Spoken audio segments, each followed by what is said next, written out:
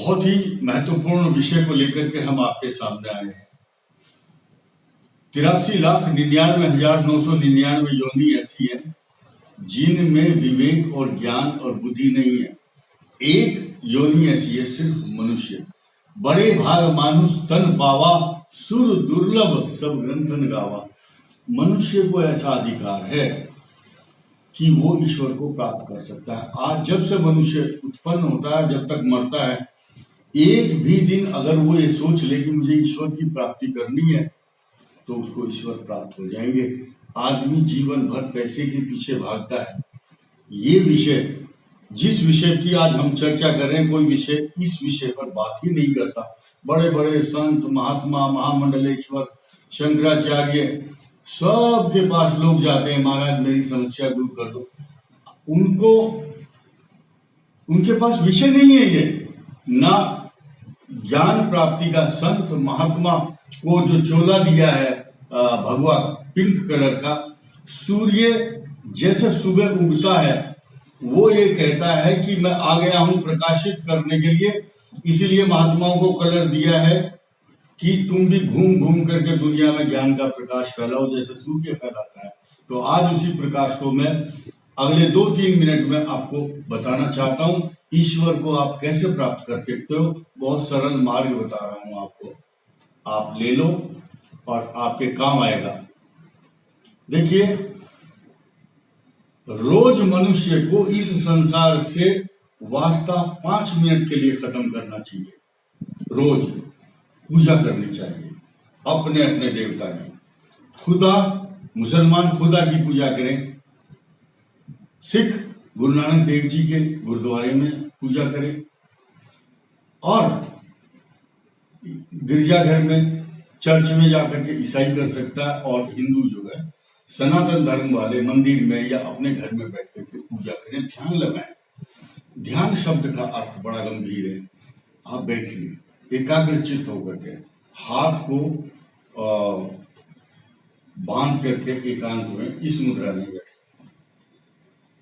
बैठने के बाद अपने श्वास को नियंत्रण कीजिए।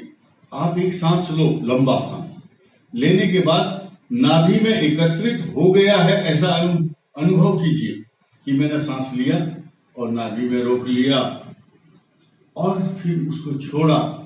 छोड़ते समय आपके नाक से स्पर्श होते हुए वो बाहर निकल रहा है, ये अनुभव करना है इस प्रकार।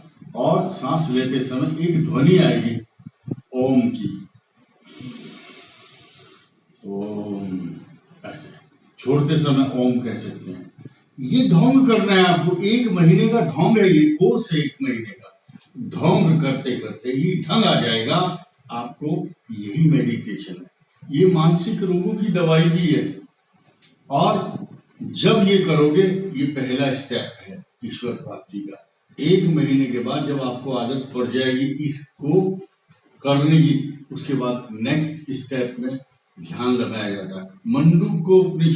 मांडुक्योपनिषद, उसमें एक कारिका, एक मंत्र है, वो आत्मा का प्रतिपादन करता है। लास्ट में क्या होगा, आपको नेत्र बंद करने के बाद आपके ललाट में लास्ट वाले दिन एक ज्योति पुंज दिखाई देगा।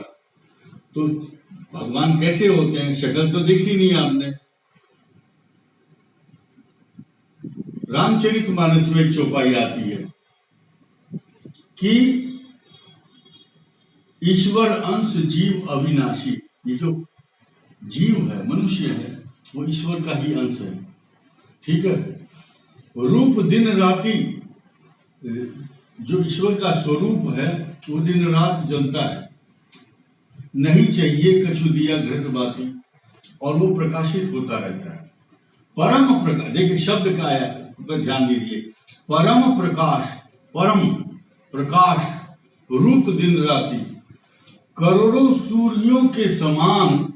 एक सूर्य कितना तेज होता है, करोड़ों सूर्यों के समान जिसका तेज होता है, ऐसे ईश्वर का तेज दिव्य ज्योति पुंज आपको दिखाई देगा। और जिस दिन वो दिखाई दे गया, उसके बाद आपकी जो आत्मा है उसका कनेक्शन, जैसे इंटरनेट कनेक्ट होता है ना, वाईफाई, ऐसे ही आपका कनेक्शन ईश्वर से जुड़ेगा और जुड़ने के बाद आपको इस संसार में और कुछ पाने के हसरत नहीं रहेगी, ना इच्छा होगी। जब आपने ईश्वर को प्राप्त कर लिया इस शरीर के रहते रहते, साधन जो है ना, ये शरीर है, ये साधन है ईश्वर प्राप्ति का। तो आप कीजिए और एक बहाना मिल जाएगा आपको काम करने का, ईश्वर से जुड़ने का, और आपको सहज ही ईश्वर की कृपा और ईश्वर के दर्शन होंगे। हमेशा याद रखो, जितने भी चर्म चक्षु हैं, ये चमड़े की जो आंखें हैं, ये इससे जो भी आप मनुष्य देखता है वो माया है। माँ का मतलब नहीं, या मतलब जो संसार में है ही नहीं, जो भी आप देखते हैं वो माया है। That is not permanent. Permanent क्या है? परमानंद ही परमानेंट है। यानी कि परम आनंद जब आपको हो जाएगा और ईश्वर की अनुभूति होगी, बंद नेत्रों से दर्शन होगा आपका। जब तक आंख खोल के रखोगे तो आपको धोखा मिलेगा संसार का।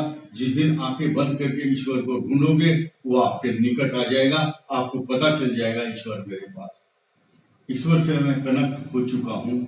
ये बहुत बड़ा विषय है, इस पर आप चर्चा कीजिए, संत मुनि महात्माओं से चर्चा कीजिए। अगर आपको गूढ़ रहस्य जानना है तो आप मेरे से संपर्क कीजिए, मैं आपको एक सहज मार्ग बताऊंगा। धन्यवाद, प्रणाम।